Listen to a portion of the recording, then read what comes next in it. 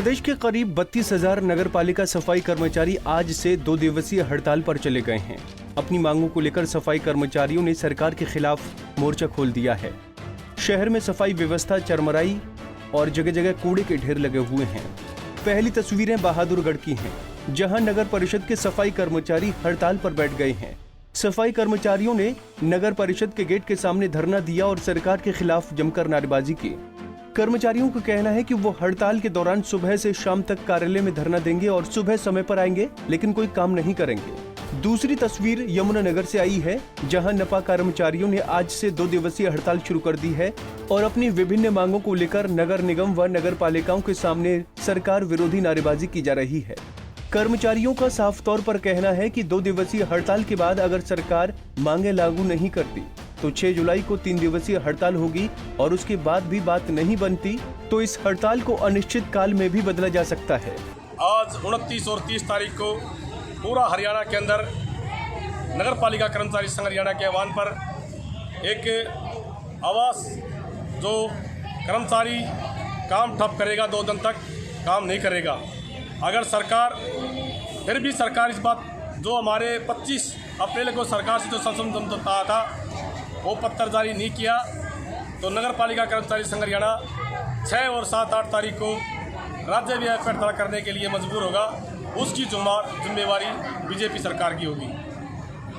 आज हमारे 32,000 पूरे हरियाणा के अंदर सफाई कर्मचारी हैं और 1366 फायर के साथी हैं और सीवर के कोई भी कर्मचारी काम नहीं करेगा। आज 2 दिन तक इसी तरह काम चलेगा। सुबह 6 बजे आएंगे लेकिन काम नहीं करेंगे। नगर निगम यमुनानगर के तमाम कर्मचारी आज ये जो प्रदर्शन किया जा रहा है, हड़ताल की जा रही है, ये नगर पालिका कर्मचारी संघ हरियाणा प्रदेश कमेटी के आह्वान के ऊपर की जा रही है। और यह हड़ताल इसलिए की जा रही है कि सरकार बार बार बातचीत के ऊपर निमंत्रण दे करके बुलाती है और कर्मचारी की मांगों को अनदेखा कर देती है। कई दौर की बातचीत हुई राज्य प्रतिनिधि मंडल के साथ, पर लेकिन सरकार ने क्या किया, सरकार की जो मंशा है उससे ये निकल के आया कि खोदा पहाड़ और निकला चूहा। क्योंकि राज्य प्रतिनिधि मंडल जब भी बातचीत के ऊपर जाता है, सरकार ये आश्वासन दे करके कि कर्मचारियों की तमाम मांगे जो हैं वो जायज़ हैं और हम इनके जल्द से जल्द परिपत्र जारी कर देंगे। अभी गत दिवस में 23 और 24 जून को जो कार्मिक भूख हड़ताल की गई, सरकार ने 1 दिन की हड़ताल हुई हमारी 23 तारीख की, तो 24 तारीख को तुरंत प्रभाव से निमंत्रण दे करके राज्य प्रतिनिधि मंडल को बातचीत के ऊपर बुलाया। अब कब तक रहेगी आपकी हड़ताल? ये हमारी हड़ताल तो जब तक सरकार हमारी बातों को नहीं मान लेती, तो आज जो अपनी 29 और 30 जून की हड़ताल है, ये एक सरकार को संकेत है, सरकार समय रहते मान जाए और कर्मचारियों की समस्याओं का समाधान करे। जो है बातचीत के माध्यम से अपनी कर्मचारियों की मांगों को मनवाने में आस्था रखता है। और यदि सरकार ने फिर भी अपनी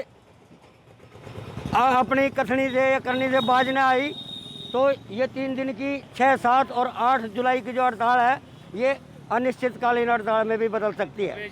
कर्मचारी नेताओं का आरोप है कि सरकार बार बार कर्मचारियों को बातचीत के लिए बुलाती है, लेकिन मांगों को लागू नहीं किया जाता और कर्मचारी के प्रति सरकार की मंशा अच्छी नहीं है। कर्मचारी नेताओं का कहना है कि अगर हमारी मांगे नहीं मानी तो इस 2 दिवसीय हड़ताल के बाद 6 जुलाई को फिर से 3 दिन से हड़ताल होगी, जो अनिश्चितकालीन हड़ताल में बदल सकती है। बता दें कि ये कर्मचारी 25 अप्रैल को सरकार के साथ हुए समझौते को लागू करने की मांग कर रहे हैं। इतना ही नहीं, कोरोना काल में सफाई कर्मचारियों के लिए 50 लाख रुपए का बीमा किए जाने की मांग की जा रही है। साथ ही समान काम, समान वेतन और कच्चे कर्मचारियों को पक्का करने की मांग भी इस हड़ताल के द्वारा उठाने का काम किया जा रहा है। अब देखना ये होगा कि कोरोना काल में आंदोलनरत इन कर्मचारियों की मांगों पर खट्टर सरकार क्या संज्ञान लेती है या नहीं। यमुनानगर से प्रवीण कुमार धनखड़, पंजाब केसरी टीवी।